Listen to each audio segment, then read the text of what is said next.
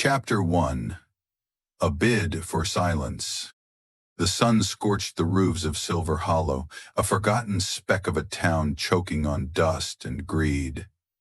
Traders shouted prices in the open square, horses clomped restlessly, and the smell of sweat and whiskey hung thick in the air. At the center of it all stood an auction block, weather-worn, stained by time, and today heavy with shame. Slade Mercer, once a promising son of Tennessee, now a hardened gold digger from the California hills, leaned on a post with arms folded and jaw tight. His dark eyes squinted beneath the brim of his battered Stetson, watching the next lot shuffle onto the block. A mother and her 4 children. "5 of 'em," barked the auctioneer. "Woman strong, can cook, sew, and teach. Children's clean, quiet, and not sickly. They need a home. Do I hear $20? Slade's heart thudded. He hadn't come to town to buy people. He came to offload gold dust, buy supplies, and disappear into the mountains for another lonely season. But the desperation in the woman's eyes pierced his defenses. Her dress was torn, her cheek bruised. The baby clung to her side, 2 girls and a boy huddled close, their ribs visible beneath worn clothes. 25, a drunk rancher slurred. The mother flinched. Slade didn't think. 30, heads turned. 35, the drunk jeered, swaying. Slade stepped forward. 45, and I'll take 'em now. A hush fell. The auctioneer blinked. Sold. Chapter 2. The Stranger's Cabin. They didn't speak for the first hour of the ride. Slade's mule-drawn wagon creaked under the weight of silence. The children sat in the back, legs swinging, eyes wide. The mother sat beside him, rigid. Finally she broke. "Why'd you do it?" Slade stared at the road ahead. Didn't seem right. Kids like that shouldn't be sold. She glanced at him.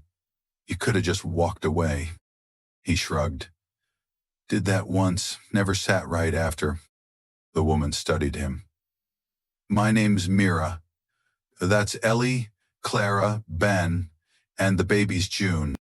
Slade nodded. "Slade Mercer. Where are you taking us?" "My place. A couple hours outside town. Ain't fancy, but it's clean. Nobody'll bother you there." Mira didn't reply. She wrapped her arms around herself. She didn't trust him.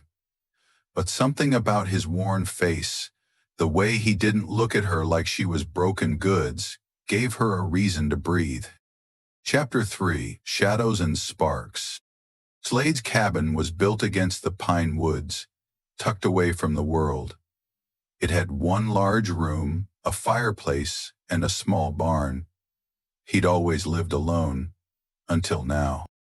The first few weeks were strange. Mira insisted on cooking and keeping the place clean.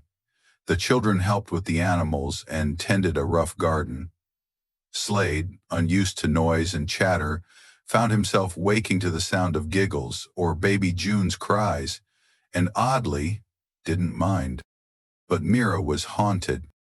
Some nights, Slade found her standing outside, arms folded, trembling. "You okay?" he'd ask, voice low. "I don't sleep well," she'd whisper, "not since my husband gambled us away." She never explained more than that.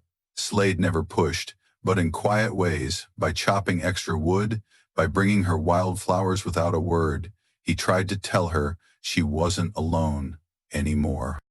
Then one evening, after a long day digging by the creek, he returned to laughter. The kids had tied makeshift hats on the goats. Mira was barefoot, smiling, her dress dusted in flour. Something inside him ached. Chapter 4. Danger Returns. The danger came on a Saturday. A horse thundered up the path, dust clouding behind. Slade stepped outside, rifle in hand, as a man dismounted. a scarred brute named Jed Salter, one of the meanest debt collectors west of the Rio. "Looking for Mira and them kids," he spat. Slade's jaw clenched. "They ain't for sale," Jed sneered. "Don't matter. She's still mine. Man who won her off her husband owed me more. I come to collect." Mira stepped out, face pale. Slade moved in front of her. "You step foot past this fence and I swear by every gold flake in that mountain, I'll put you in the ground." Jed's hand hovered near his holster. But something in Slade's eyes gave him pause. After a long breath, Jed backed off, mounting up.